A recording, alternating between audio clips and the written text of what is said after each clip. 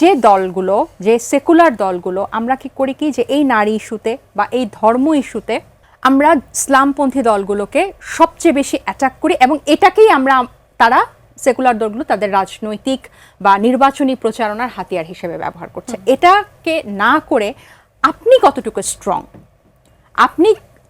আপনি যদি সরকার গঠন করেন, আপনি নারীদের জন্য কি করবেন, আপনি ধর্মের উপরে গিয়ে, যে আপনার ধর্মে বিশ্বাসী না বা সব ধর্মে সব লিঙ্গের ঊর্ধ্বে গিয়ে আপনি কিভাবে রাজনীতি করবেন সেটার রোডম্যাপ দেওয়া, এবং সেটাকে এতটা স্ট্রং করা যাতে অপোজিটটা অপ্রাসঙ্গিক হয়ে যায়।